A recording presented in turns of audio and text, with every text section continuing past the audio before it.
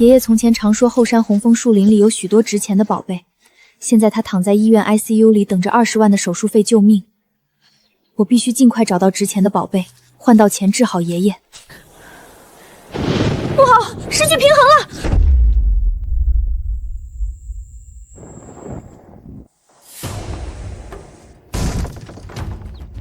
手术费20万，你多拖1天，你爷爷在 ICU 就要多花1天的钱。你一个刚毕业的穷学生拿什么付？乖乖跟我领证结婚，我不仅可以帮你付了手术费，连带后续的治疗和营养费都不用你操心。不然的话，你爷爷可就活不了多久了。你这是趁人之危，我是不会嫁给你的。明天我一定把钱带回来。爷爷说过，这枚铜哨能带我在后山找到值钱的宝贝。我明天一早就进山，找到值钱的宝贝给爷爷治病。行，我倒要看看没有我的帮助，你拿什么付住院费和20万的手术费？怎么有一个人躺在这里？喂，人，快醒醒，别装死！人，你压着本大王埋松果的秘密仓库了，快给本大王挪开！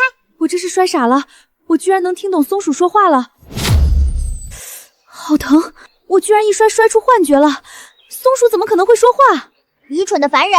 本大王才不是普通松鼠，本大王叫团团，是这片山林里的寻宝之王。寻宝之王？爷爷以前总跟我说，后山藏着一只通人性、会寻宝的灵物，我一直以为是哄我的话，没想到竟然是眼前的这只灵物。人，你把我攒了半个月的松果都压烂了，必须赔我，少一颗都不行。对不起，我不是故意的，可我真的没钱赔你。我爷爷重病住在 ICU， 欠了20万的手术费，我实在没办法，才冒险来后山，想找些值钱的宝贝卖了钱给爷爷治病。哼，怪不得我闻到你身上有林老头留下的铜哨味。林老头以前总给我带好吃的松子，还跟我说过，要是他的后人遇到难处，能帮就帮一把。你说的林老头是我爷爷吗？你认识我爷爷？当然认识，林老头每次来后山都会给我带最饱满的松子，可大方了。看在你是他后人又这么可怜的份上，本大王就大发慈悲帮你一把。后山哪里有值钱的宝贝，本大王一清二楚，这就带你去找真正宝贝。但是你必须答应我，换了钱就赔我松果。真的吗？我答应你，只要你能帮我凑到给爷爷治病的钱，我一定给你买好多好多最大最饱满的松果。放心交给我吧，本大王这只鼻子能闻到天底下的宝贝香，越值钱的东西在我的鼻子里就越香。跟我来。香，太香了，比最甜的松子还要香100倍，这下面绝对有宝贝。快跑！团团，这不就是一块烧焦的烂木头吗？这能值钱？气死本大王了，真是不识货，这是宝贝，超级香的宝贝。这味道难道是陈化牙白老料？没错，本大王就说很香吧，拿去换松子，换很多很多松子。人，有2个臭烘烘的坏家伙追过来了，他们身上有一股让人讨厌的酸臭味，快躲起来。好。强子，你瞧仔细没有？那丫头真往这片死人林里跑了。铁哥，我看得清清楚楚，那小娘们就带了一把破刀进来的，肯定就在附近。抓她回去，虎哥重重有赏。人，不好，他们发现我们了。哈哈哈，林威，可算让哥们逮着你了。看你这回往哪儿跑，乖乖跟我们回去找虎哥成亲吧。林威，找到什么宝贝了？拿出来给哥哥们瞧瞧。人，右撤半步，低头。干得好，左脚伸出去，绊他。臭丫头，找死！快蹲下，拿泥巴扬他眼睛。啊，我的眼睛！团团干得漂亮，我们快走。这一趟就挖出了陈化牙白老料，我现在就去镇上的万宝金把老料卖了，爷爷的住院费就有指望了。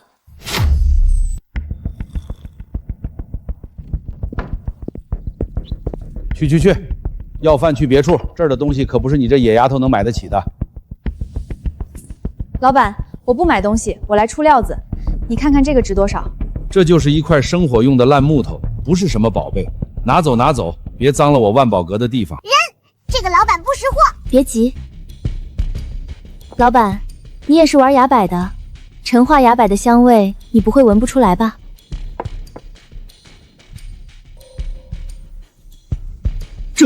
这肉质，这清凉的柏香，这是百年陈化崖柏老料，极品呐！老板，你刚才不还说这是我一个野丫头找来的烧火棍吗？哎呀，姑娘，是我有眼不识泰山。姑娘准备怎么卖呀？看老板出的价格怎么样？要是老板价格诚心，我自然会卖。这料子我出这个数，才5万，老板你心不诚啊？那我去别家问问好了。10万，姑娘，现款现交，绝不拖泥带水。成交。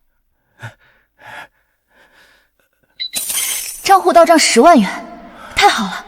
我现在就去万和医院，把爷爷在 ICU 的住院费先交上。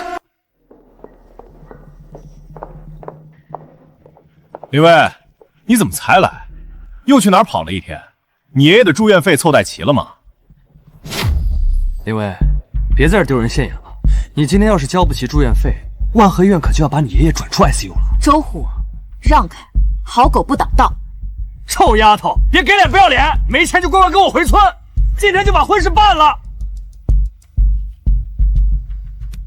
大姐，给 ICU 3床的林建军先缴10万的住院费。好了，10万元扣款成功，这是您的收据，请收好。不可能，绝对不可能！他一个穷大学生，短短1天哪来这么多钱？周虎，看清楚，这是10万住院费，剩下的20万手术费用，我3天之内一定交齐。林威，你老实交代，这钱是哪来的？是不是去哪儿偷的抢的？老子现在就去举报你！举报我？我靠着从后山挖来的山货，光明正大的换来的钱，你管得着吗？山货？什么山货能卖10万块？你少在这蒙我！你爱信不信。臭丫头，你给我等着！山货是吧？老子倒要看看，你到底在后山藏了什么发财的秘密！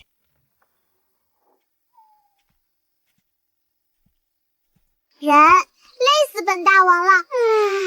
今天本大王立了大功，你得给我弄1整盘炒松子吃。行，少不了你的。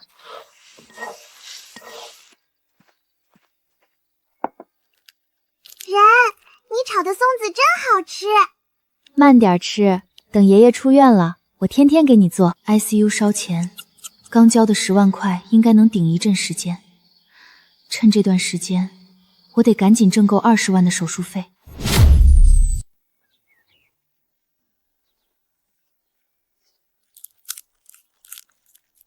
团团，我爷爷的手术费还差20万，我们今天必须去山里找找有没有更值钱的宝贝，把20万的手术费一次性交齐。放心吧，有本大王在，今天带你去山里更深的地方，包你挖到大宝贝。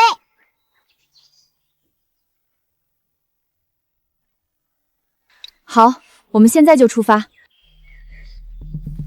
鸡，别往前走了，前面的松林里有一群野猪正在发疯，快绕开！野猪群，多谢提醒，我们这就换路。人，你刚才在跟小雀儿说话，你能听懂她的话？我好像真的听懂了，是这枚铜哨的缘故，它在发烫。哇，一定是林老头的铜哨认你当主人了。你现在不仅有本大王当靠山，还能听懂其他动物的话啦。太好了，我们这就往东边那条路走，避开野猪。香，太香了，比上次的黑木头还要香。人，快来刨开这里！这是天然老蜜蜡，看这包浆和蜡质，起码有几百年历史了。还有这3枚乾坤通宝，本大王就说超级香吧，这下你的20万有着落啦。团团，你可真是我的福星。哎呀，人，你轻点儿，本大王要喘不上气儿了。小姑娘手里的东西不错啊，能给老哥瞧瞧吗？小姑娘，你手里的塑料工艺品，品相一般，老哥我心善，出2000块当个玩具收了，怎么样？2000？大叔，你当我是3岁小孩？这成色，这包浆，这分明是老蜜蜡。哎呀，现在高仿塑料多的是，你留着也是砸手里。这样，老哥给你加到1万，不能再多了。人，别听这个老大叔骗你。既然大叔觉得是高仿，那就算了。我下午刚好要去文玩协会找专家鉴定，真假一验便知。哎，姑娘留步，有话好商量嘛。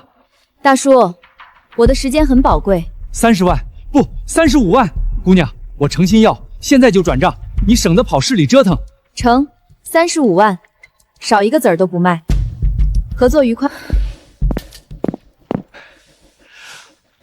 宝贝儿，终于是我的了。妈的，35万！那丫头片子居然真在后山刨出了能卖35万的宝贝。张老三，发财了也不分兄弟杯羹。周虎，你跟踪我？少废话，林薇那丫头肯定掌握了后山找我的门路，不然怎么一挖一个准？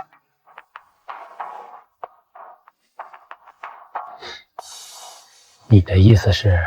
咱们联手，跟着他进山的路线找宝贝，挖出来的宝贝你负责联系买家，咱俩55分账。成，只要能拿到货，是的路子我多的是。今晚我们就计划计划。张老三，你这破金属探测仪到底行不行？老子腿都快走断了，连个宝贝毛都没见着。周老弟别急啊，那丫头能挖到宝贝，说明这山里绝对有古怪。咱们再往深处走走。人，那3个大笨蛋已经走进我们的包围圈了。团团，通知山里的小伙伴，给这3位送上一份大礼。收到。吱，开打！哎呦，谁砸老子？虎哥小心，这树上有野猴子扔石头。哎呀！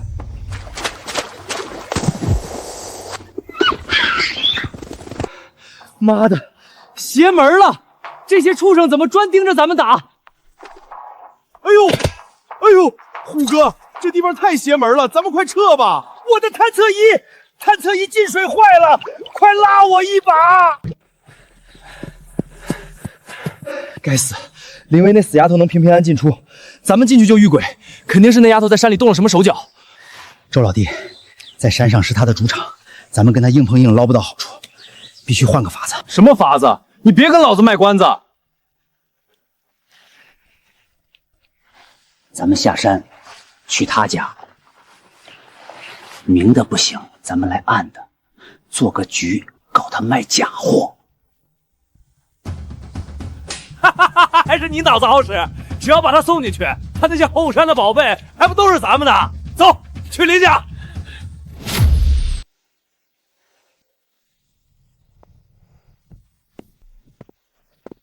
请问这里是林薇姑娘的家吗？我是万和文玩协会的会长李伯通。李会长，您好，请问您找我有什么事？昨天看见张老三从姑娘这儿收走的极品蜜蜡，那可是可遇不可求的好东西啊。今天来是想问问林姑娘手里还有没有其他宝贝，让我也开开眼。李会长，这些崖白小料也是我昨天在山上挖的，你看看怎么样？林姑娘，这些山料的品质放在整个万和市也是顶尖的。下个月市里举办秋季文玩展，我代表协会正式邀请你作为特邀嘉宾参展。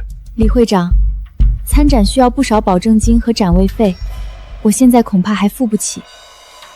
宋凯，林小姐，这是李会长特批的50万预付定金，展位费全免，只要您能带几件精品参展就行。林姑娘，只要你点头，以后万和市的高端文火渠道，我都替你引荐。50万定金，加上上次卖给张老三密瑶的35万，我手里就有85万了。不仅能付清爷爷的手术费，后续治疗的钱都足够了。文玩展会更是难得的机会，有协会铺路，以后山里的宝贝都能卖到高价，再也不用冒险单打独斗。这个合作我必须抓住。既然李会长这么看得起我，这合作我签了。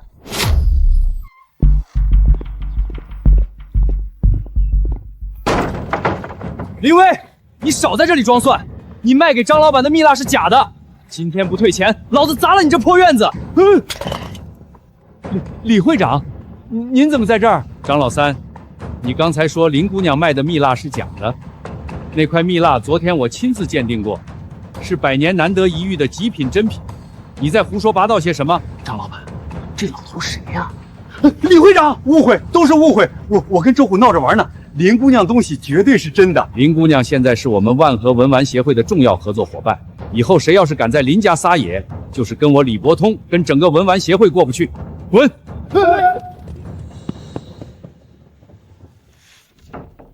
天哪，那可是市里的大老板，居然对林薇这么客气。看来林薇真的发大财了，以后咱们可得跟他搞好关系。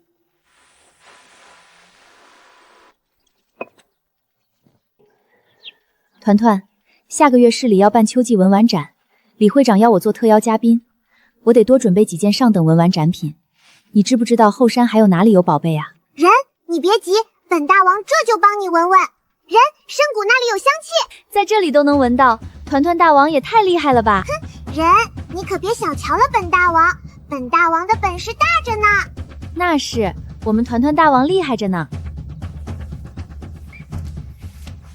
事不宜迟，咱们出发。人，走这边。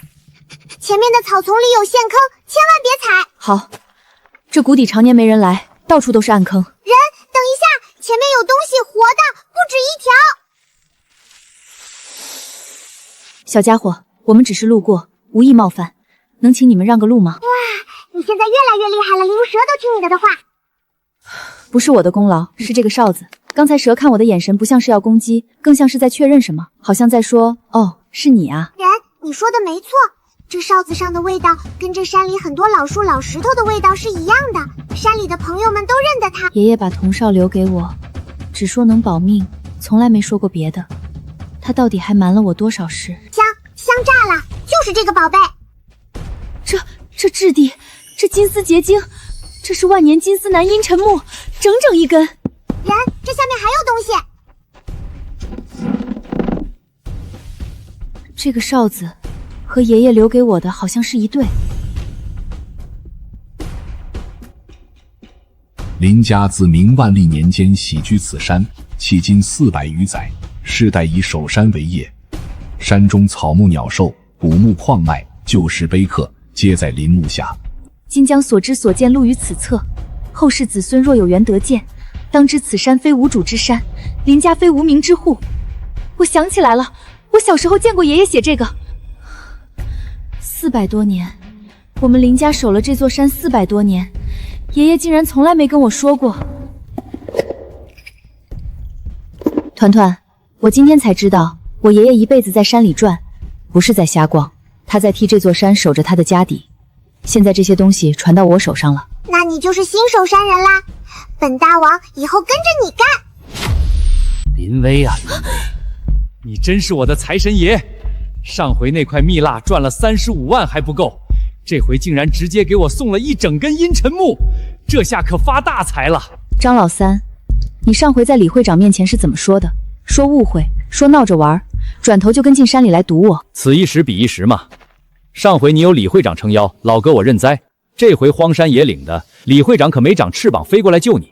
张老三，你知道这根木头是什么来头吗？我管它什么来头，不就是金丝楠阴沉木吗？值钱就完了。这根木头从我爷爷的爷爷的爷爷那辈儿就埋在这洞里了，我们林家400年没动过它，是因为它本来就该长在这儿，躺在这儿。你今天把它搬走，明天山里的水会断，土会塌，那些靠着山水活的树和动物都会遭殃。吓唬谁呢？一根木头还能影响山水？你当这是聊斋呢？你信也好，不信也好，但有一件事我说在前头，这木头你搬不走。山洞入口那道石缝最窄的地方只有1尺半宽，你告诉我，你怎么把这10几米长的东西弄出去？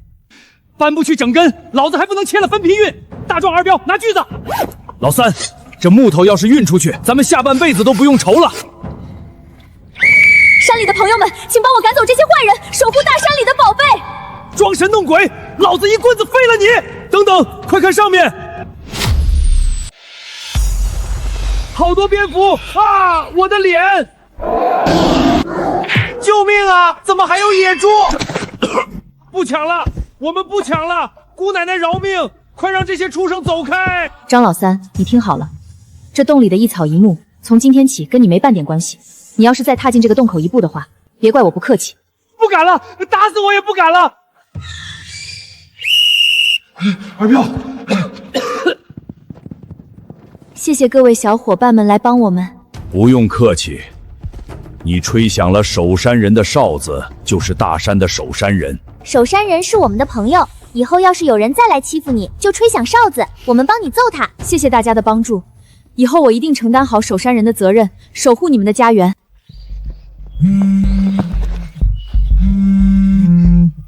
喂，医生，是我爷爷出什么事了吗？林小姐，别急，是好消息，你爷爷身体指标都正常，可以安排手术了，只要结清费用就能进手术室。好，我马上到医院缴费，麻烦您先准备手术。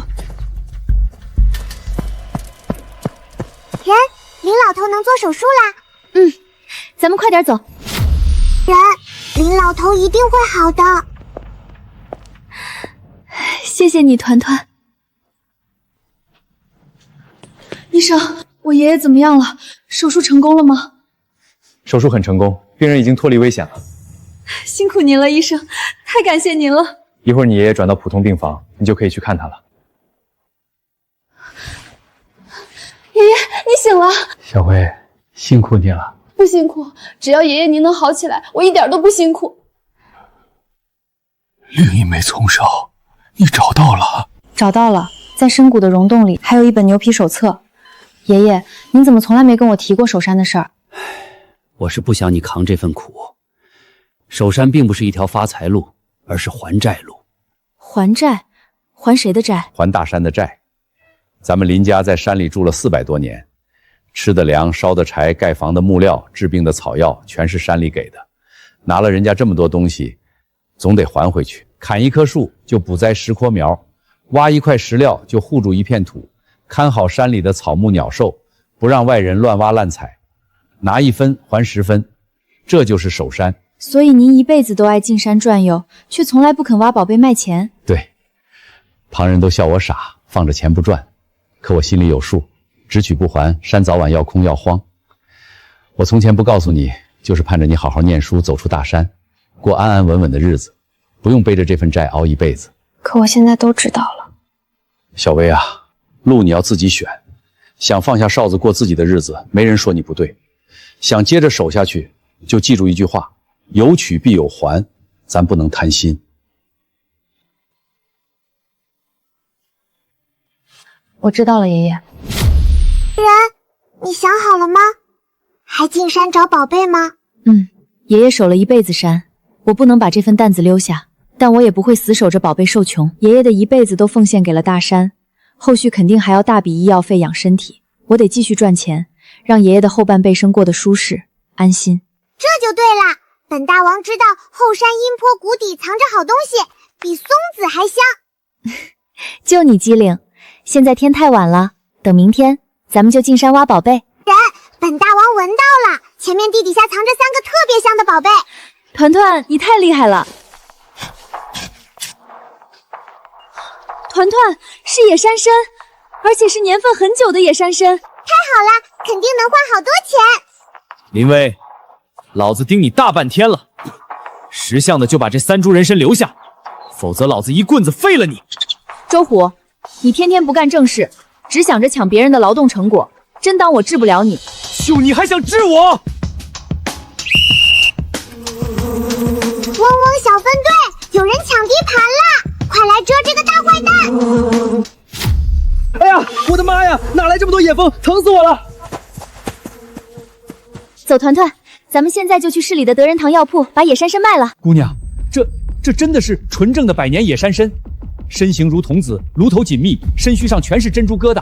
现在这种纯野生的顶级药材几乎绝迹了。刘掌柜，您是老字号的行家，我相信您，麻烦您给估个价，只要价格合适，我就卖了。而且以后采到的好药材，我都优先供给德仁堂。姑娘爽快，这3株参王我出38万，只要你点头，我立刻让人给你转账，以后你的山货德仁堂全包了。成交。人，我们发财了，以后本大王天天有吃不完的松子了。日子真的好起来了。团团，咱们回家给你炒松子吃。接下来我要再挣些钱，开一间自己的铺子，自己当老板，把大山里的宝贝让大家看见，让大山里的宝贝不被埋没。人，快来呀！溪水底下全是这种香香的硬石头，再不挖就被冲走了。团团，这水流太急了，根本没有落脚的地方，我过不去。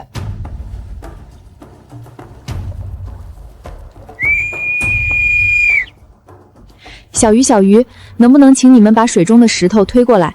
我请你们吃好吃的。人，你等一下。谢谢你们小家伙们，真是好玉，这质地和油性绝对是顶级的和墨玉籽料。林威，老子可算堵到你了！这黑龙干里的东西都是村集体的，你私自挖掘玉料是要被关进治安所的。只要交出来，我可以考虑放过你。不交出来，今天就别想走出这儿！张老三，昨天周虎来抢我的人参的后果，想必你们也知道了。今天你们还敢来？今天这水里可没有野蜂窝！大壮、二彪，上背篓给我抢过来！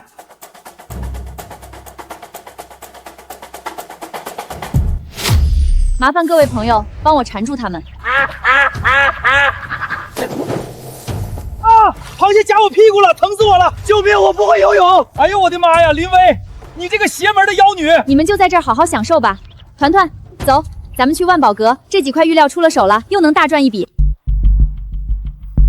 妙啊，真妙！姑娘，你这3块料子，皮色红艳，内里无裂无杂，切开后是纯正的羊脂白，这可是万中无一的极品籽料。王老板是识货的人，您开个价。姑娘，我王某人做生意最讲诚信，这3块料子我出60万，只要你点头，我立刻全款转账。成交，祝我们合作愉快。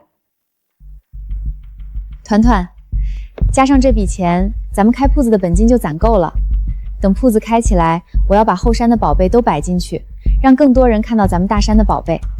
包在本大王身上，山里香香的宝贝多着呢。明天咱们就进山，保准给你找着更值钱的好东西。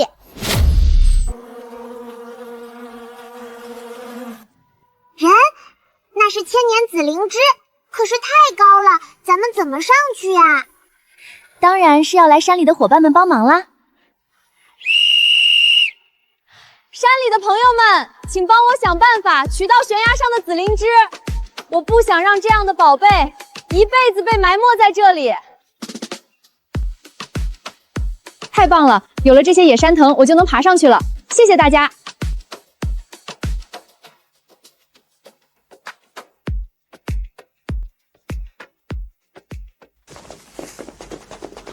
林威，这悬崖是村里的公有财产，这灵芝也是大家的，你必须留下。没错，这可是千年紫姬，少说值几十万，你一个小丫头片子想独吞，没门儿！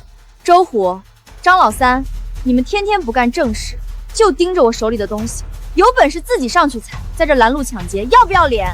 少废话，动手，把背篓给我抢过来！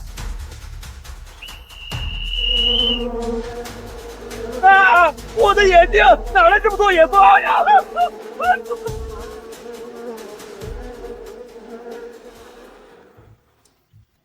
自作自受。团团，走，咱们去德仁堂卖灵芝。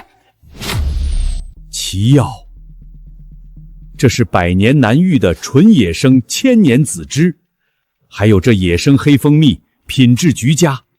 林姑娘，这批货我出150万，你意下如何？刘掌柜是识货的，价格很公道，成交。林姑娘，老朽有个不情之请，这是独家供货协议，以后凡是这种极品山货，德仁堂愿意议价1成全部包销，只求您长期供货。没问题，以后合作愉快。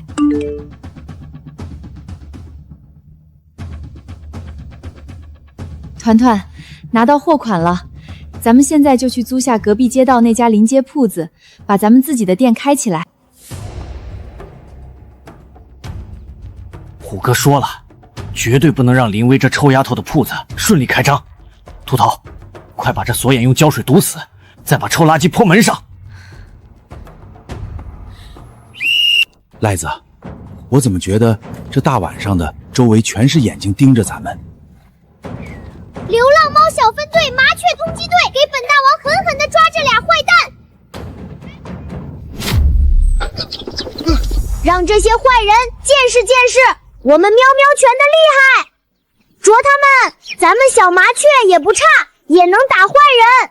啊！救命！哪来这么多野猫？别啄了，疼死我了！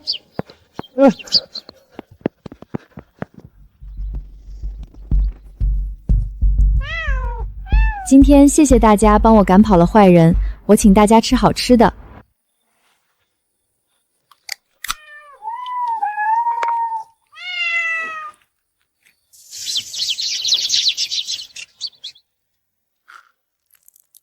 人类，以后这样的活再来找我们，我们很喜欢吃这个罐头。谢谢人类，我们都吃得很饱。人，还好咱们警觉，提前守在这里，差点被坏人得逞了。他们越是想捣乱，守山阁就越要风风光光的开业。诸位，我可没骗你们，林薇姑娘这守山阁里的货，全是从山里带出来的纯天然极品，没有一丝人工做旧。李会长说的对，这料子油性十足，买回去当摆件绝对是上品。林老板，这块我要了。感谢李会长捧场，今天开业一律8折，大家尽情挑选。这是您买的货，小心拿好，喜欢再来。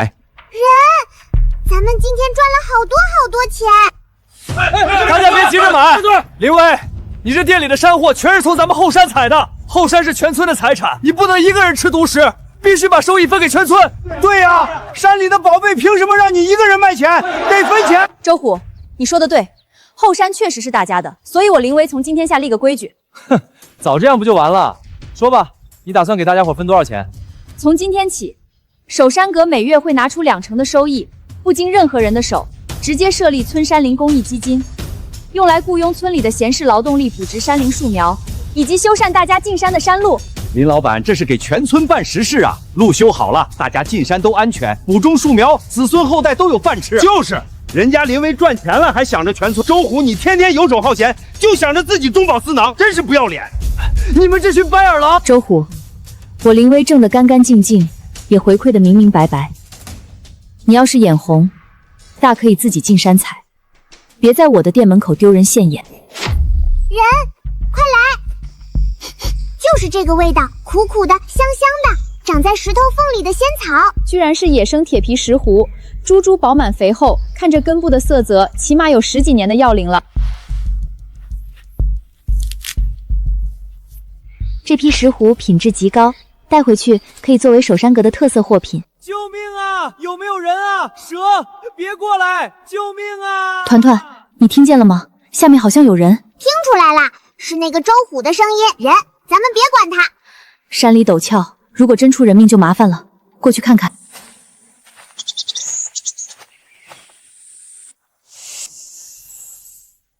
林薇，救我！我听说你一直在后山挖到百年药材，我想着进来碰碰运气，学你发财，结果在林子里迷路摔断了腿。蛇，有蛇快要咬我了，求你拉我上去。周虎，你嘴上说山里的东西归全村，结果自己偷偷跑来乱挖，现在遭报应了吧？我错了，我真的错了。林薇，救救我！这山里太吓人了。小家伙，别吓他了，姐姐这里有吃的，快来。我本来睡得好好的，谁让他突然掉下来惊扰我的好梦？他胆子也太小了，我又没毒。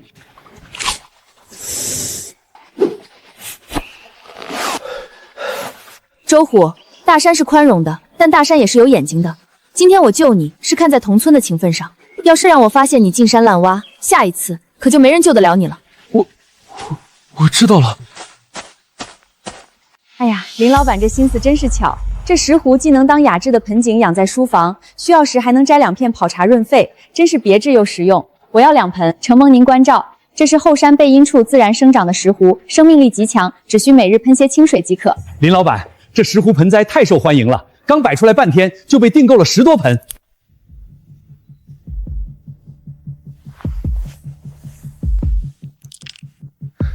大家快来看看啊，这家店卖假货。这守山阁号称只卖天然极品，结果这里面全是树脂塑料做旧的假蜜蜡。林薇，你这不是砸自己的招牌，坑害消费者吗？不会吧，林老板的货一向品相极好啊，难道真的混了假货？张老三，你说我这店里有假货，有什么证据吗？证据就在这货堆里，大伙儿不信自己过来看，这底下2块根本不是什么天然蜜蜡，就是塑料加树脂，用化学药水做旧仿造的。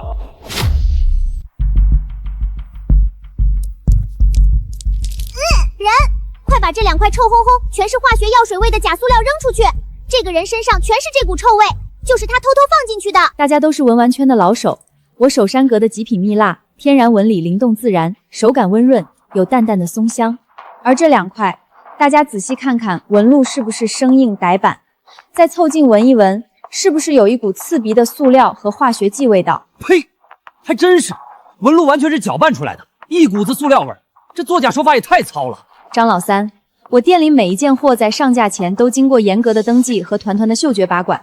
这2块假货的切口和包浆都是新的，根本不是我们首山阁的货。张老三，你刚才鬼鬼祟祟往货架里塞东西的动作，全被俺们店里新装的摄像头拍得清清楚楚。你这是公然栽赃陷害！我只是看错了，对，我看错了。张老三，你要是再敢用这种下三滥的手段来首山阁捣乱，咱们就直接在治安员那儿好好对质对质。太不要脸了，用这种阴招栽赃，滚出去！一点小插曲，让大家看笑话了。首山阁以诚信立本，每一件货大山作证，本人担保，请大家放心挑选。团团，今天石斛盆栽卖得太快了，存货撑不了2天，趁天还早，咱们进山一趟，去阴坡那片老地方看看，能不能再采几株品相好的野生石斛回来补货。好嘞，本大王鼻子最灵，包你满载而归。周虎说了，这后山遍地是黄金，只要多挖点药苗卖给外地客商，今天就能买摩托车。啊，我的脚断了，救命啊！有没有人啊？这些药苗还没成熟，居然全被挖毁了。人，那个贪心鬼掉到坡下面去了。他虽然贪心，但也不能见死不救。首山人找我们什么事儿？朋友，坡底下有个人摔断了腿，能不能麻烦你们把藤条放下去，把他拉上来？小的们，把藤条放下去，拉人！王小二，把藤条绑在腰上，我让猴群拉你上来。1、2、3，用力拉！林威，这些猴子怎么会听你的话？不该问的别问。你把药苗连根挖光了，大山生气了。这次就是给你个教训，要不是遇到我，你的后果不堪设想。我知道错了。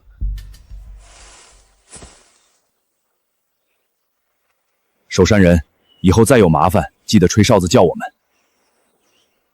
谢谢你们，快回去休息吧。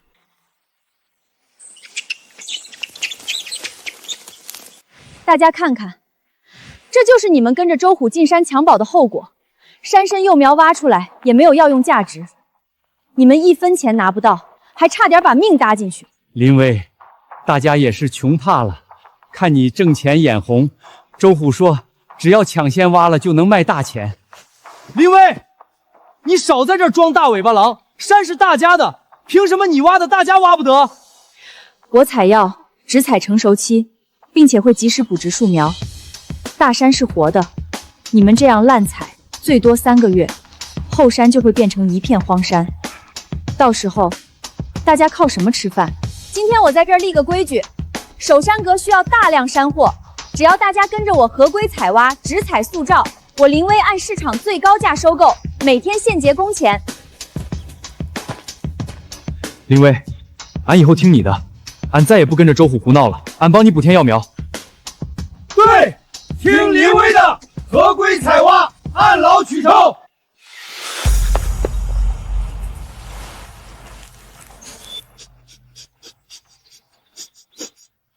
人，你先别忙活这些了。本大王刚才从瀑布那边闻到了一股特别香的味道，比松子和石斛加起来都香。去不去看看？听你这么描述，感觉是大宝贝呢。走，去看看。刚好秋季文品展快要展出了，还缺一件压整文品。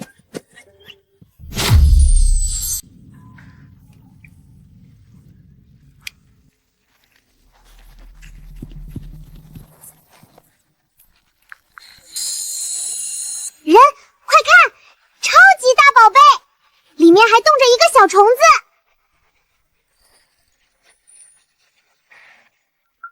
皮壳保存完美，里面的飞蝉栩栩如生，这是远古昆虫虫坡。哈哈，林威，老子一路上跟着你，总算没白费功夫。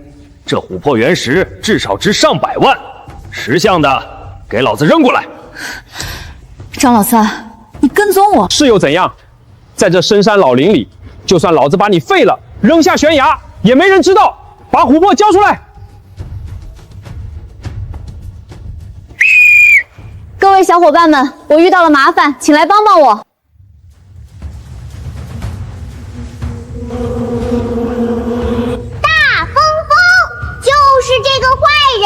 抢我们的宝贝，捉他！林薇，我错了，救命啊！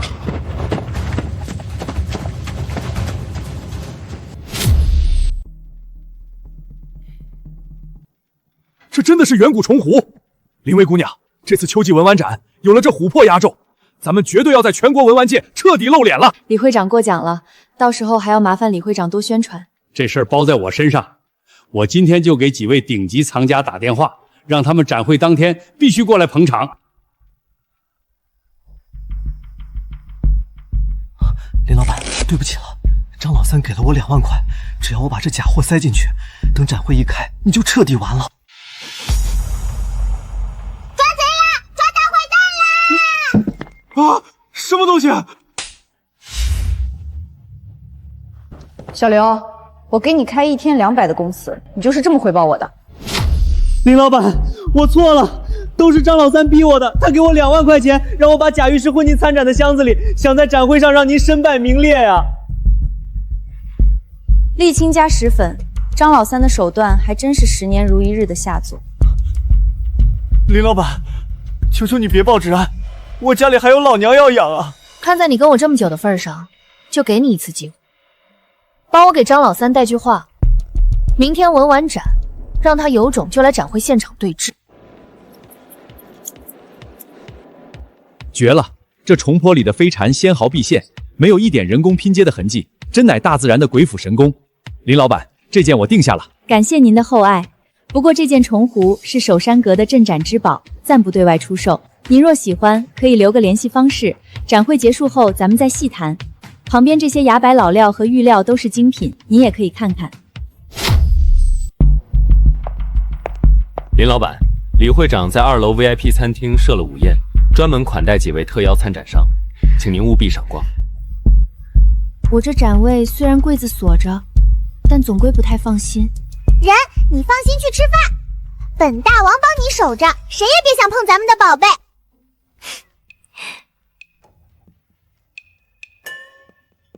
那就辛苦团团大王啦，我吃完饭就回来。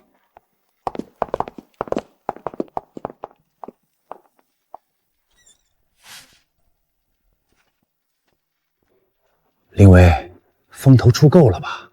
今天老子就让你在文玩界彻底除名！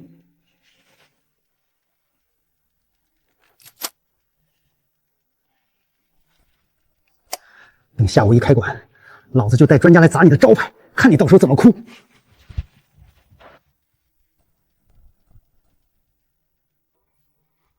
哼，臭烘烘的大坏蛋，本大王看得一清二楚。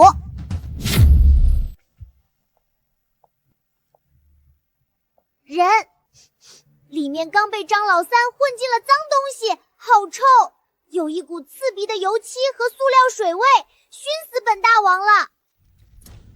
表面虽然像，但重量极轻，而且带有浓重的工业胶水味。这根本就不是用真的百香树枝风化而成的松林石，而是用环网式加松油水粗制暗造的低端工艺品。张老三还真是不撞南墙不回头。团团，我们先把真重货收好，这块假货留在里面，我们来个将计就计。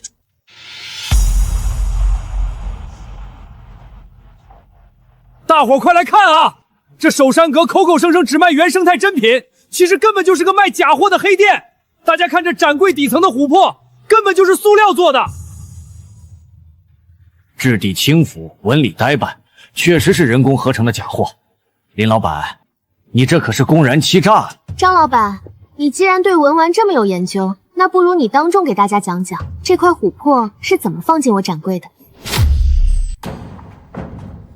哼，自然是你自己摆进去骗钱的。是吗？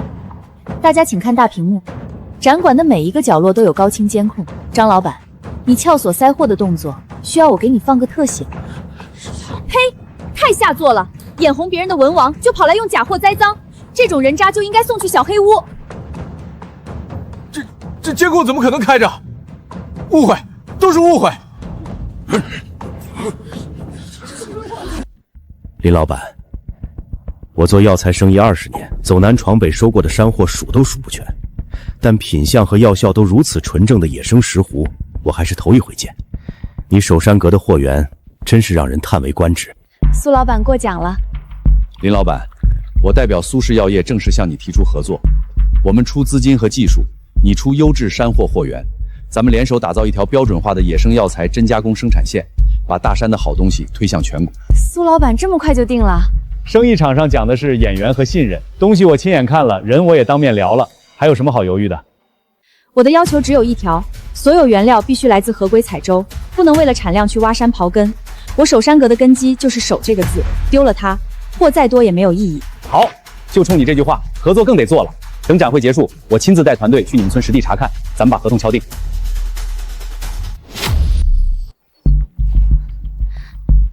林老板可算回来了，展会咋样？累是累了点儿，收获不小。有人主动找上门来谈合作，说要做深加工生产线，把山货做出品牌来。那感情好，我就说嘛，守山阁的货只要走出去，肯定有人识货。那当然，本大王亲自闻出来的货能不好吗？人，快看那棵大树，树洞里面有宝贝，很香很香味的宝贝，比之前的虫珀还香。人，快接住！好重的一个铁盒子。人，怎么样？铁盒子里是不是个宝贝？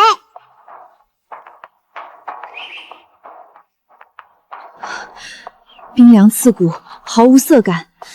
皮壳上沙粒紧实，隐约有红雾环绕，袋子处松花凝聚。这是老坑帝王绿，满色浓郁，连一丝裂纹都找不到。我的娘哎！这么纯正的绿，俺活了大半辈子都没见过，这可是传世的宝贝呀！是顶好的宝贝，团团大王太能干了。那当然，本大王一出马，大山里的宝贝全得乖乖现身。只是这料子太打眼，在外露白容易招麻烦。团团，耿大叔，咱们不往深处走了，现在就下山回店里，等回头请李会长帮忙长眼，再好好规划这块料子的用处。林老板，怪事儿了！咱们刚从山里回来，还没半个时辰，本地做翡翠生意的王甲就找上门了，指明要看刚出山的新料。我看他那样子，像是提前知道咱们挖到好东西了。不奇怪，周虎倒了，张老三跑了，可盯着咱们守山阁的人没断过。村口巷尾早就安了眼线，咱们进山下山的一举一动，早被人看在眼里报信去。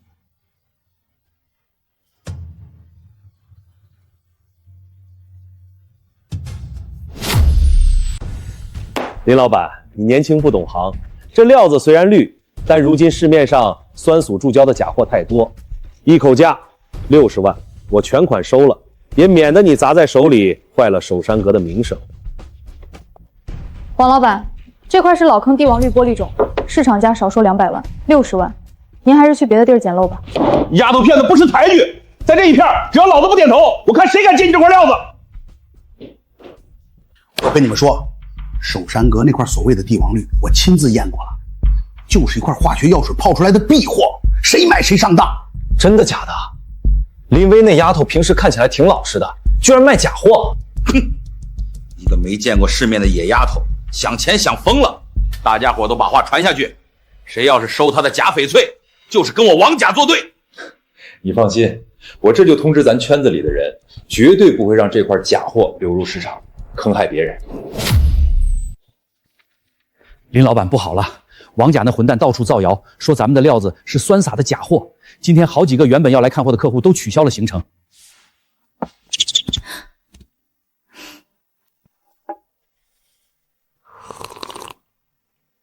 不用急，我已经让李会长帮我联系了一个很有名的收藏家赵先生。王甲以为造谣能逼我低头，那我就让他当众丢人现眼。赵老，您可是玉石界的泰斗，您给长长眼，免得这有些不守规矩的新人用假货脏了大家的眼。赵老，怎么样？是不是胶感十足？满口胡言！那些化学注胶的 BCC 或翡翠，内部结构早已被强酸破坏，在强光下会呈现网状的酸蚀纹，且得摄率低下，毫无灵气。而这块料子，这块料子色蜡、种老、水足，内部天然的苍蝇岩胶质结构清晰可见，这是极为罕见的老坑玻璃种帝王绿，天然荧光极强，这是传世级别的绝世好料，绝非人工酸碱注胶的避祸所能企及。不可能，这绝对是假的！王老板，赵老的话，你难道也想质疑？赵老，我绝对不是质疑您，是林薇，是他搞的鬼。林姑娘，这块料子种质极佳，实属难得，我出500万，手机转账，现在就成交。赵老爽快，这块帝王绿是您的了。老，你不能买呀！哎呀，都肯定是用魔术把料子调包了。王甲，你当年用化学避祸翡翠坑害外地客商，被人当场识破打断右腿的丑事，需要老夫在这里给你念念当年的法庭判决书吗？你造谣林姑娘的真料是假货，不过是想用60万强买强卖，你这种害群之马也配在文玩界立足？嘿，原来是个有前科的骗子，自己卖假货，还想低价抢人家的宝贝，太不要脸了！王甲，带着你的鬼法信，立刻滚出中山阁！我们这里庙小，不欢迎你这种无耻之徒！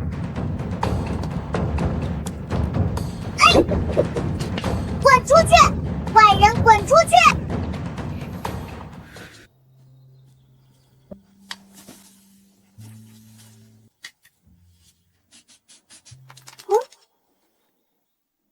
停！这下面有东西，埋得很深，特别香，跟山里的松枝完全不是一个味道。嘿，原来是个有前科的骗子，自己卖假货，还想低价抢人家的宝贝，太不要脸了！王甲，带着你的鬼法信，立刻滚出中山阁！我们这里庙小，不欢迎你这种无耻之徒！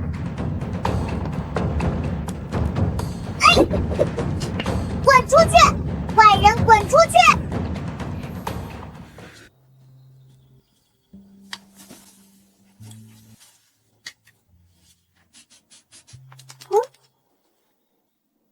停！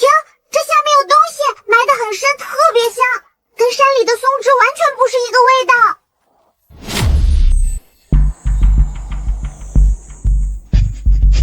哇，这个比上次的翡翠还要好看，香的本大王都想咬一口啦。这东西可不能咬，这是造办处的宫里的手艺。你看这凤凰的关羽和尾翎，刀法利落又带着圆润，是标准的清中期宫廷风格。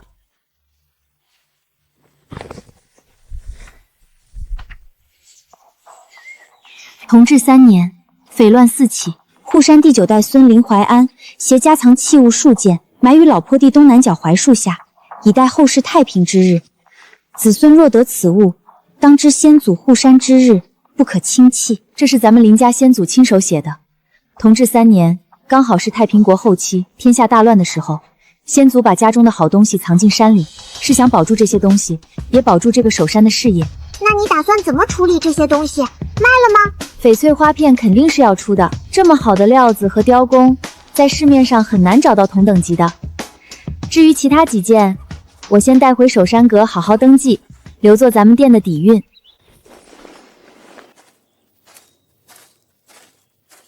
人，这趟收获大吧？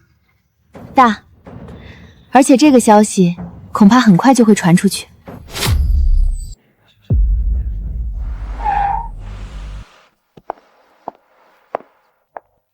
林老板，久仰大名，我是秦丽，做翡翠生意的。听说你手上新出了一件好货，特意赶过来看看。人，这个女人身上香水味太重了，盖住了别的味道。不过她的眼神不对劲。秦老板消息真灵通，东西刚摆上没多久，您就到了，请。水头是还行，但这飘花的色根有点散。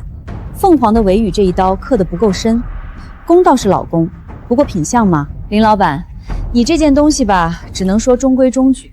市面上同类的宫廷花片，品相稍好一点的也不过100万出头，你这件我看80万顶颠了。80万，比我想的便宜不少啊。是啊，我觉得没有上百万拿不下。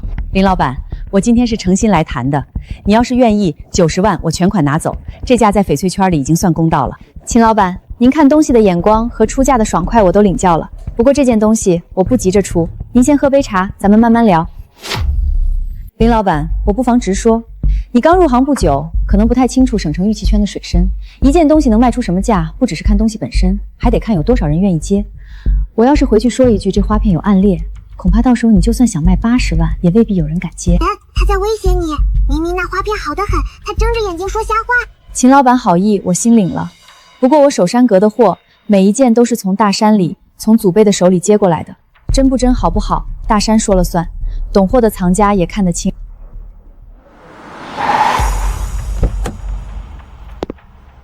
林老板，外头来了一位老先生，面生，不像是本地人。请问这里是不是有一件玻璃种飘花的凤凰翡翠花片？我专程从金陵赶来，想见识一下。孟老，您怎么来了？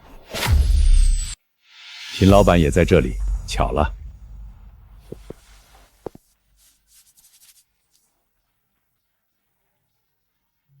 玻璃种，老坑料。飘花分布自然，无色根断裂。凤凰的雕工是标准清中期造办出的风格，鳞羽层次分明，凤头回望的姿态把握得很准。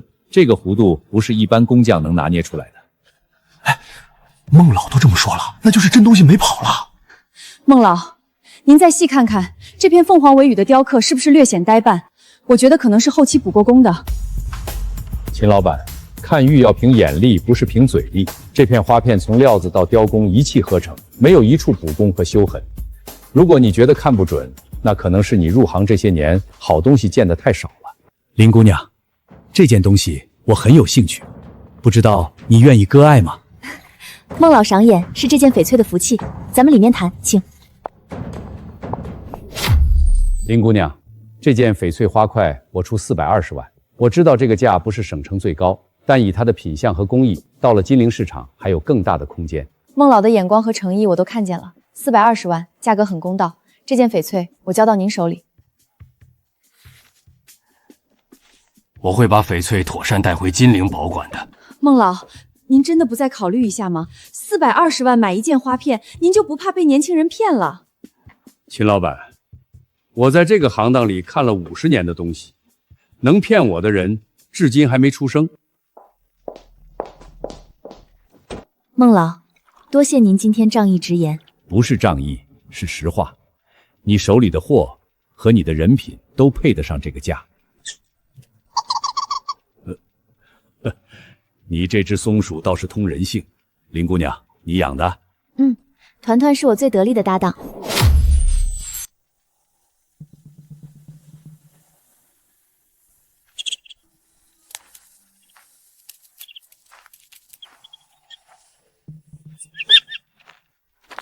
怎么了？这下面有什么？人，这下面有香气。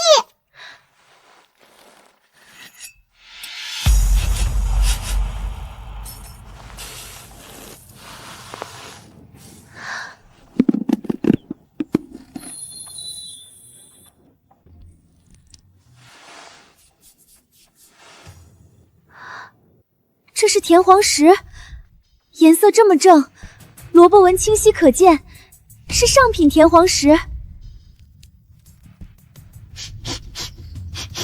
香，好香！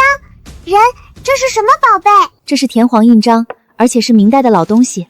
这印面的篆刻风格节字方正，线条展切有力，带着明中期文人印的典型气息。如果是真品，收藏价值不会比上次的翡翠花榻低。本大王闻出来的东西肯定是真品。团团，这块田黄印章得找真正懂行的人看。下周有个民间鉴宝交流会，我得带他去一趟，请专家帮忙长眼。好呀好呀，让那些专家们也开开眼，什么叫真正的宝贝？各位藏友，接下来是今天的自由交流环节，大家可以带上自己的藏品上台，由现场专家和观众一起品鉴交流。哪位先来？这位是来自万和村守山阁的老板林薇姑娘，她带来了一枚据说是明代的田黄印章。各位，我是周洋，玩古玩20多年了，今天来给大家长长眼。这件东西嘛，料子看着像是田黄，但各位仔细看看这颜色，太均匀了。天然田黄不可能有这么统一的色调。再看这个萝卜纹，太规整了，规整的像机器刻出来的。依我看，这是用涮王制加石粉浇铸的仿制品，市面上300块钱能买一打。小姑娘，你刚入行，被人骗了也正常。这样吧，老哥帮你处理了，这东西我出5000块收了。人，他在撒谎！咱们的印章明明是真的，他身上的味道有一股化学药水的酸味儿，他自己带的才是假货。周老师，您这么肯定它是仿品，那我也很好奇，您自己平时收藏的田黄是什么样的？能不能拿出来给大家开开眼？巧了，我今天正好带了一枚自己收藏的清代田黄，大家看看，这才是真正的好东西，颜色自然，包浆厚重，跟那件仿品一比，高下立判。人，他那个东西好臭啊，呛得本大王鼻子都疼了。两位藏友各执一词，今天咱们交流会正好有专家组在场，要不请专家们现场做个检测，用仪器说话。检测就检测，我周洋玩古玩这么多年，还怕检测不成？那就请咱们今天的专家组成员用专业设备检测一下，好让大家心服口服。有请。检测需要一点时间，请大家稍后，我们会对2件藏品做成分分析和显微结构比对。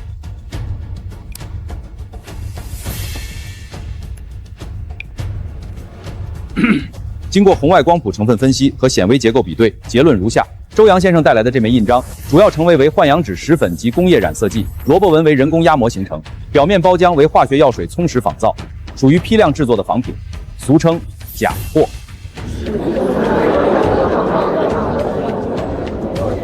而林薇姑娘带来的这枚印章，矿物成分与田黄石的标准数据完全吻合，萝卜纹自然随机分布，非人工压模所能复制。印面篆刻的刀法、节字风格，经比对符合明中期文人篆刻的特征，综合判断，这是一件明代的真朴田黄印章。不可能！你们是不是搞错了？我的东西怎么可能是假的？我收了10年了。周先生，仪器不会说谎。您这件藏品表面残留的化学液剂成分和市面上仿照田黄常用的浸泡液配方一致，连浓度都差不太多。如果您有疑问，可以把样品送到鉴定中心复检。林姑娘，我叫孙国栋，做实业出身，私底下收藏古印章20多年了。你这枚明代田黄印章，品相和篆刻水平在市面上非常少见。如果你愿意割爱，我出580万，手机转账。孙先生爽快，这件印章是山里出土的，流到懂它的人手里是最好的去处。经过主办方紧急商议，现决定将周洋永久列入本交流会黑名单。今后所有由主办方承办的民间鉴宝活动，均不再欢迎周洋参与。哎呀，那不就是去年老陈花20万买的那枚吗？周洋，你还说是祖传的？林姑娘，生意不错啊，我今天顺路过来给你带点东西。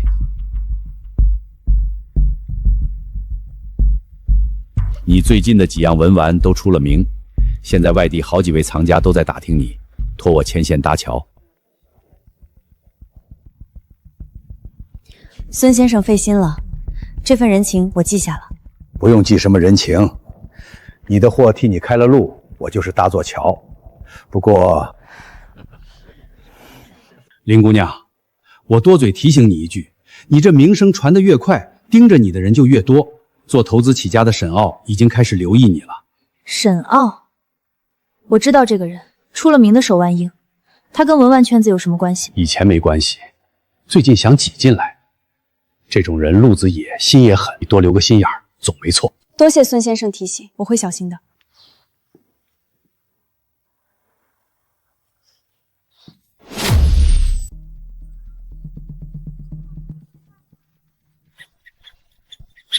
人，就在前面那个瀑布后面，香气越来越浓了，像是好多年前的木头，但泡了很香很香的油。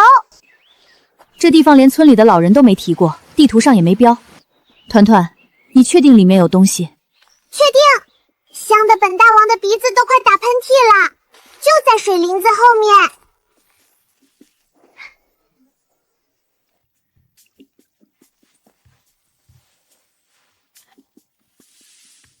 紫檀的，这雕工是清宫造办处的手艺，盒子本身就已经是件好东西了。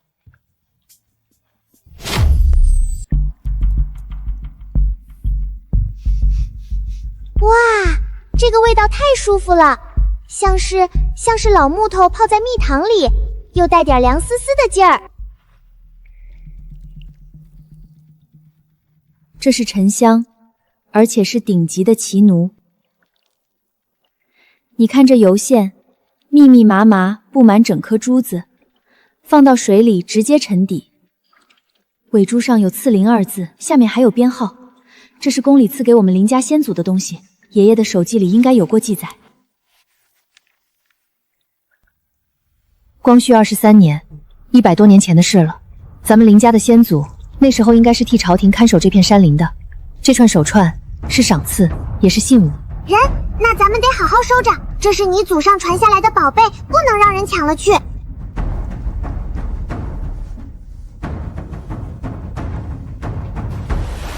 人，我刚才闻到的味道不只有手串的香气，空气里还有一股铁锈味，就在山脚那边。人，就是他们，铁锈味就是这些人身上的，他们在这儿等很久了。林老板，久仰，我叫沈傲，省城做古玩生意的。听说你今天在山里找到了一件好东西，我特意赶来，想跟你谈笔买卖。沈老板消息真灵通，我这才刚下山，您就在路口等着了。林老板哪次进山是空手而归的？我只是比别人抢先一步而已。林老板，今天不论你挖到什么，我都出价100万。沈老板，100万买一串奇楠沉香手串，而且很可能是有宫廷款迹的旧藏，这个价您觉得合适吗？林老板，你刚入行不久，可能不太清楚规矩。一件东西能不能卖上价，不光看东西本身，还得看有没有人接盘。我能出100万，已经是看在你年轻给你面子的份上。你要是觉得不够，那咱们今天可能要多耗一会儿了。人，就是他们，铁锈味就是这些人身上的，他们在这儿等很久了。林老板，久仰，我叫沈傲，省城做古玩生意的。听说你今天在山里找到了一件好东西，我特意赶来，想跟你谈笔买卖。沈老板消息真灵通，我这才刚下山，您就在路口等着了。林老板哪次进山是空手而归的？我只是比别人抢先一步而已。林老板，今天不论你挖到什么，我都出价100万。沈老板，100万买一串奇楠沉香手串，而且很可能是有宫廷款迹的旧藏，这个价您觉得合适吗？林老板，你刚入行不久，可能不太清楚规矩。一件东西能不能卖上价，不光看东西本身，还得看有没有人接盘。我能出100万，已经是看在你年轻给你面子的份上了。你要是觉得不够，那咱们今天可能要多耗一会儿了。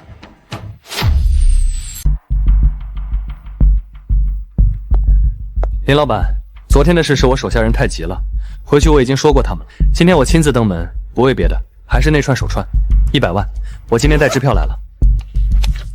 沈老板，我说过了，这串手串不卖，不是价格的问题，是这件东西有来历，我要对得起我爷爷留下的东西。林老板，做生意嘛，什么都可以谈。100万不行，那我加到120万，150万，你开个价，我沈傲不是出不起的人。请问是守山阁的灵薇姑娘吗？我是周怀金，听说你手里有一串清代奇楠手串，专程赶来拜访。周老，您怎么来了？沈老板，我听说你昨天在山脚带人堵了林姑娘下山的路，今天又上门来压价，一串有公款的奇楠18字手串，你出100万就想拿走，传出去是要坏了古玩圈的名声的。林姑娘，我今天来是想好好看看你手里那串珠子，咱们坐下来慢慢聊。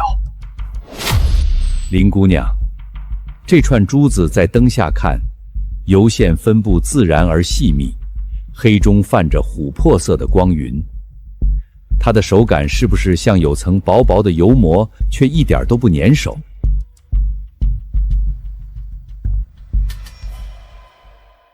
这串手串从料子到工艺，再到尾珠上这块金牌的款迹，全部对得上。光绪年间宫里赐出来的东西，能保存得这么完整的，我这一辈子只见过3次。林姑娘，你手里这件是第4件。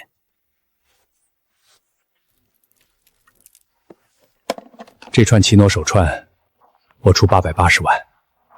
我知道这个价不一定是最高的，但我会妥善保存它，不会让它流落到市场上被胡乱转手。我入几丸行当以来，见过不少买家，但像周老先生这样先认真鉴定再谨慎出价的人，还是头一个。周老，您这话说到我心里去了。这东西是宫里赐给林家先祖的，我不图他卖出高价，只图他能在一个真正懂他、敬他的人手里。880万，成交。林姑娘，我这些年走南闯北，见过不少年轻藏家，像你这样手里有好东西却从不肯贱卖的不多，像你这样挖到东西还先翻祖传手记和来历的更少。你这守山阁的生意做得踏实。周老过奖了，我爷爷教过我，山里的东西拿1分就得还10分，卖货也是一样，东西的来历得清楚，卖给谁也得清楚，不能稀里糊涂的把老祖宗留的东西弄脏了。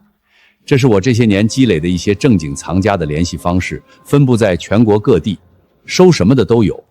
你以后出了新货可以联系他们，不用再只盯着当地那几个渠道，路子宽了才能站得稳。周老，您今天帮了我大忙，这份名单我记在心里了。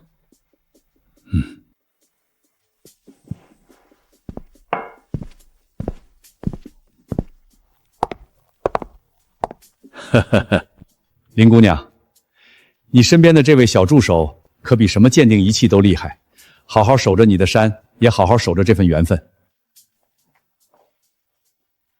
人，那边地面底下有东西，不是木头也不是石头，是另外一种味道，润润的沉沉的，像是被很多人摸了很多年，包了一层油壳。这是至纯天珠，看着包浆的厚度和纹路的风格，是藏团的老珠子，年份至少在100年以上。啊去，好厚重的味道。光绪15年冬，得至纯天珠1枚，埋于樟树东南10步黄土之下，另铸孔牌1方，录其来历归属，分埋于古树东南50步老柏根下。除了天珠，先祖还留了铜牌，专门用来证明这东西的来历和归属。团团，明天一早咱们再进一次山，把铜牌也挖出来。人，你听到没有？村口的狗从下午开始一直在叫，铁链子当当响，像是有什么生人进村了。施主，贫僧云游至此，听闻施主昨日在古树中得了1枚天珠，特来相告。那枚天珠是临县古佛寺早年遗失的镇寺之物，望施主慈悲，将天珠归还佛门。这位师傅，你说的古佛寺是哪座寺？天珠是什么样的？有多少年了？你有什么凭证证明它是寺里的东西？施主不信贫僧也是常理，只是这天珠若留在俗世手中，终归是枉费了他100年修识的佛缘。贫僧不求施主白送，只要施主肯归还，寺中愿出3000元香火钱，聊表谢祭。人家师傅都亲自来了，还带着年珠，看着挺诚心的。林老板要是真拿了人家寺庙的东西，确实该还啊。就是，咱们村的人一向本分，不能贪人家庙里的东西。施主，出家人不打诳语，这天珠若留在施主手中，村里人看在眼里，也会觉得施主是贪了不该贪的东西，不如成全一段善缘，彼此都好。人，这个大和尚从头到脚都是臭味儿，他的僧袍是臭的，年珠是臭的，连他脚上那双鞋都是臭的。师傅，您说您云游至此，可您脚上的鞋底沾的是沥青，不是山路的泥。您说您是出家人，可您手指甲缝里干干净净，手上也没有常年捻珠磨出的老茧。施主这话是疑心贫僧的修行。贫僧云游四方，穿什么鞋走什么路，难道还需向施主一一禀报？倒是施主你扣着佛门旧物不肯归还，传出去对守山阁的名声怕是不好。施主这是在做什么？叫人来评理吗？贫僧有理有据，来多少人也不怕。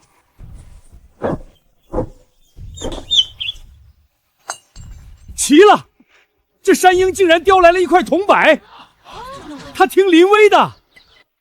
这块铜牌是林家先祖和天珠一起留下的凭证，牌面上写得很清楚：光绪15年冬，林家第14代守山人得至纯天珠1枚，藏于樟树东南10步黄土之下，并铸此牌为证。师傅，这牌子上写的明明白白，光绪15年林家自己藏的，和您的庙没有半点关系。您这跑来要东西，怕是要错了吧？这人不会是专门坑蒙拐卖的江湖骗子吧？这铜牌也不一定是真的，说不定是他自己偷偷铸的。我倒觉得这块牌子的铜锈和包甲都不像是新做的。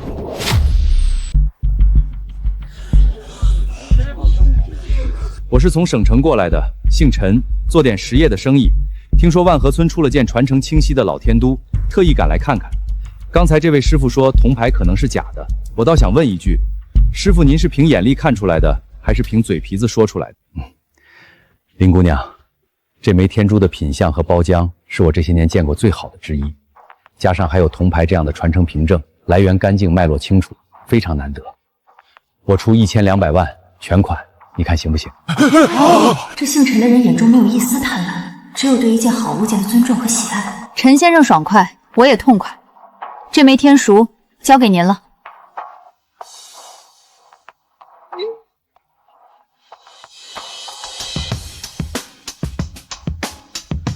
多谢林姑娘割爱。另外，我刚才进村的时候，发现进村那条路实在不太好走，坑坑洼洼的，雨天一踩一身泥。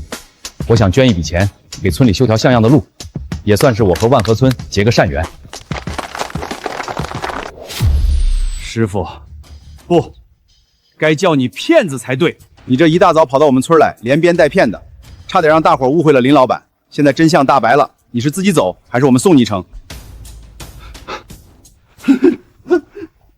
这种人我见过不少，专门挑偏僻村子下手，用一套话术煽动不知情的人帮着施压。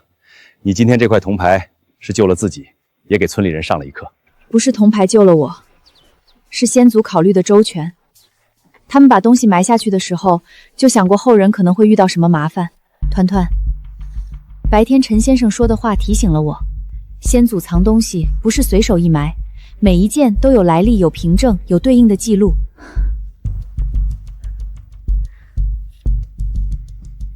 这块铜牌证明天珠是林家的东西，那守山记里标记的其他位置，也一定藏着对应的物件，而且是凭证。这处窑址也在咱们林家世代赶户的林地里，当年县志上有记载。如果窑址里还有留下的瓷片，那都是合理合法的林家旧藏。人，你是说咱明天去挖这个窑址？挖，但得小心。还有一件事，最近店里宝贝接连出手，盯上守山阁的眼睛只会越来越多，咱们得做些准备。我们可以找那些猫猫帮忙，他们可喜欢吃人上次喂的罐头了。还有咱铺子周围的大狗狗，有他们看家护园，一定没问题的。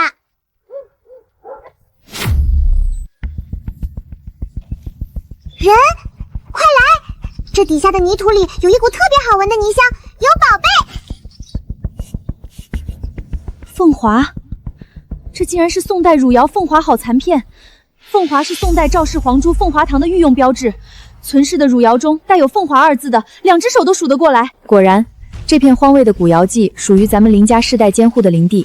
这瓷片是当年窑厂自然废弃掩埋的残件，属于林家私产，来源完全合规，谁来也挑不出毛病。本大王最厉害了，这可是给皇上烧的宝贝。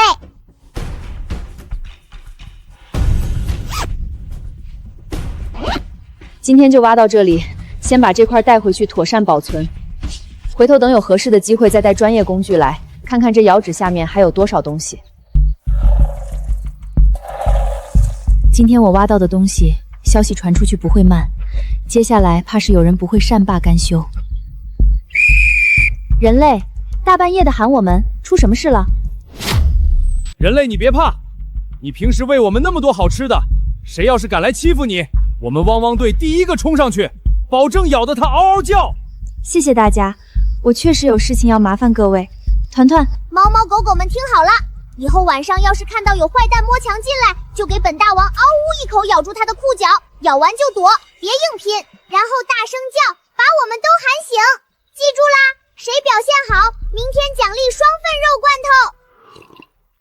瘦子，今天查的怎么样？那瓷片真的还在守山阁，别咱们半夜翻进去扑个空。七哥，你就放100个心吧。我下午蹲在守山阁对面那棵槐树底下蹲了整整2钟头，亲眼看见耿老头把那块瓷片从背包里拿出来，用绒布擦了好几遍，才放进内堂的保险柜里。保险柜的型号我都记住了，老式的转盘锁，拿听诊器贴着转几下就能开。那可是宋代汝窑的凤华瓷片，大老板在电话里跟我放话了，只要能拿到手，哪怕是块残片，只要有那2个字，1000万起步，上不封顶。瘦子，这一票干了，咱俩下半辈子就不用窝在这破酒馆里喝散装白酒了，直接去买楼买车，想怎么花怎么花。七哥，钱是好东西，可我总有点不踏实。我蹲点的时候还看见林薇那丫头站在后院台阶上，面前蹲了一排流浪狗，墙头还蹲着7、8只野猫，齐刷刷的看着她，像开会似的。她那眼神不像是在看畜生，倒像是在跟他们说话。怕个屁！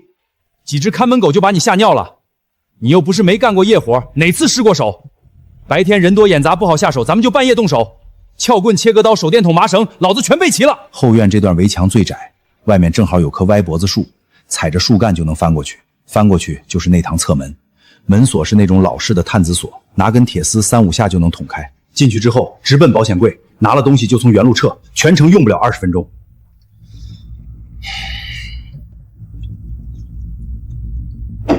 只要把瓷片抢到手，咱们连夜坐车去找大老板，天王老子也找不到咱们。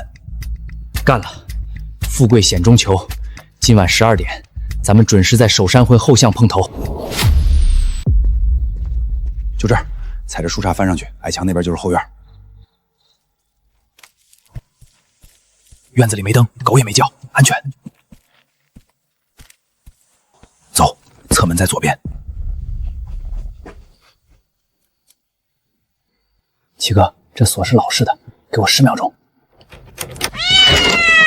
七哥，刚才那只猫叫的不对劲儿。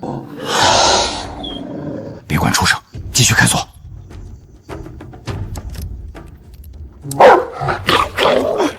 七哥，狗咬我了！滚开！畜生都滚开！就是这2个坏蛋，猫猫狗狗们，给我咬稳了！哎，瘦子，快撤！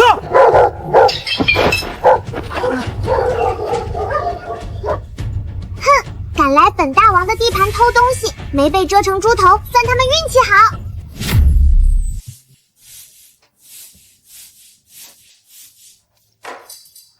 林老板，昨晚那俩贼跑得倒快，东西全丢这儿了。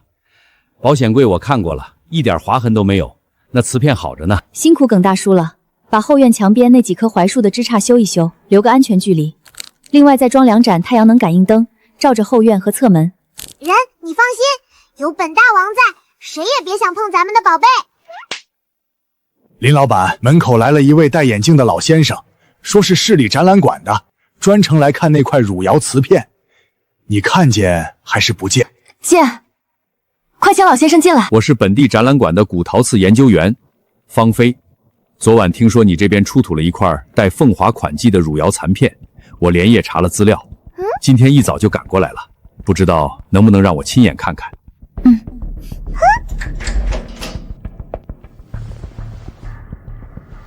请。这开片禅意纹，典型的汝窑特征，底足的支钉痕迹也完全符合宋代官窑的烧制工艺。确实是凤华2字，笔法、刻痕深度、字体结构和我馆藏的一件凤华款汝窑水仙盆完全一致。这是真品，而且是当年凤华亭的御用器物。林老板，你这件瓷片学术价值和展陈价值都非常高。人，这个老先生眼睛亮亮的，是真的喜欢咱们的宝贝，不像那些假和尚和坏商人。方老师，既然您说它有展陈价值，我愿意让它去更多人能看见的地方。不过我想先听听您的想法。林老板这番话，我听了心里踏实。请坐。林老板，经过我们馆内专家组的统一评估，这件宋代凤华款汝窑残片，无论从稀有度、完整性，还是款式的清晰度来看，都是近10年来省内出土最珍贵的一件官窑瓷器。我们正式提出征集，总价款1500万，分2期支付，签订协议后首期到账800万。方老师，我对展览馆的流程和诚意没有疑问，这协议我签。林老板，说实话，我见过太多出土文物被私藏、倒卖，像你这样愿意让好东西见到阳光的不多。能让它被更多人看到，比放在保险柜里要有价值的多。人，这个是什么意思啊？后院围墙加高，装红外摄像头，侧门换防盗锁，这花了40万。另外进山的装备也要换一批，7七八八加起来100万出头。剩下的钱捐给村里多修几条路。人，咱自己不留着？咱留够用的就行了。东西从山里来，钱也应该回到山里去。路修好了，村里人日子好过，护山队巡逻方便，咱们进山也更快。林老板，陈先生捐的那笔加上你这一笔，我估计山路年底前就能通车。路通了，山里的好东西能走出去，山里的人也能走出去。然，你看那片，咱们第一次见面就在那儿吧？你从山上滚下来，压坏了本大王的松果仓库，可怜巴巴地说：“爷爷等着钱救命。”那时候我连一把像样的柴刀都没有，摔得浑身是伤，还以为自己活不下去了。那时候你哭得可难看了。那后来呢？后来嘛，本大王带你找到了崖北，卖了钱救了林老头。再后来，咱们挖了蜜蜡，找到了虫婆等好多香香的宝贝。人，你记不记得咱们一共攒了多少钱？记不清了，但都花在了该花的地方，给爷爷治病、开铺子、修路、补充药苗，山里掏出来的又还回山里去了。那你后悔吗？